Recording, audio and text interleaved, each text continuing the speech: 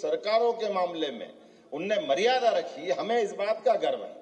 एक तरफ वो हमारे इस लोकतंत्र में भरोसा रख करके, चाहे हमारे कमांडर इन चीफ की व्यवस्था हो या हमारे बड़े से बड़े अलग अलग प्रकार के सेना के अलग अलग अध्यक्षों की बात हो, कभी इस बात पे प्रश्न नहीं उठा कि लोकतंत्र से चुनी हुई सरकार को सैनिकों के अधिकारियों के माध्यम से अगल बगल के देश की तरह कोई उदाहरण बनाया जाए।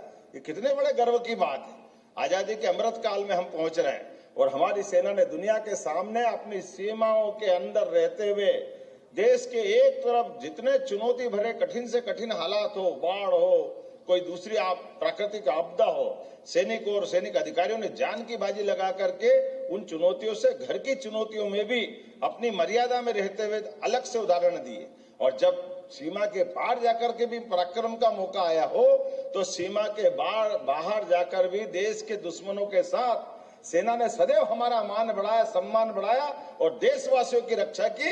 हमें इस बात का गर्व है, हमें इस बात का आनंद है। और एक बार नहीं, दो बार नहीं, किसी इस सरकार के साथ नहीं, 31 की लड़ाई हो, 65 की लड़ाई हो, बाद की टाइगर हिल की अटल जी के समय की लड़ाई हो या यशस्वी प्रधानमंत्री के समय 3-3 बार की लड़ाई, लेकिन कितनी बेशर्मी से नेता प्रतिपक्ष बोलते हैं कि सेना का प्रमाण बताइए। सेना जब कहीं कोई सर्जिकल स्ट्राइक करके आती है तो सेना के द्वारा गिराए गए बम का हिसाब मांगते हुए और वह मौत हुई कि नहीं उसके फोटोग्राफ मांगते, और वही नादानी आज हो रही। केवल एक में वो कारण है कि मैं मेरे घर के अंदर से जो सत्ता चलाता था, मेरे खानदान में जो परिवार में वंश में जो लगातार नाना के बाद नानी के बाद का जो लंबा समय चला गया, मेरे घर से सत्ता कैसे चली जाए। अरे भाई, इसी कारण से तो चंद्रशेखर आजाद, भगत सिंह सबने अपने आप की कुर्बानी दी थी। उन्होंने कहा था इनकलाब जिंदाबाद, उन्होंने ये नहीं कहा था कि एक परिवार जिंदाबाद। उन्होंने कहा था कि हाँ, लोकतंत्र की जय होना चाहिए।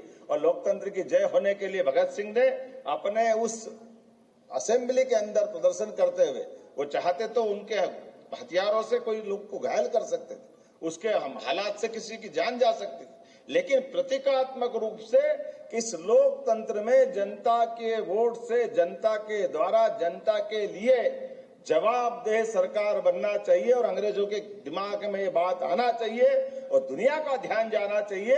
इसलिए उस समय का उनका उदाहरण पेश हुआ था। इसलिए हम कहते हैं भगत सिंह जिंदाबाद। ये जिंदाबाद ऐसे ही नहीं होता, एक नहीं, ऐसी हमारी लंबी परंपरा है, लेकिन बड़े दुर्भाग्य के साथ कहना पड़ रहा है। कैसे बेवकूफ बना रहे हैं, क्यों बेवकूफ बना रहे हैं, किसे बेवकूफ बना रहे हैं?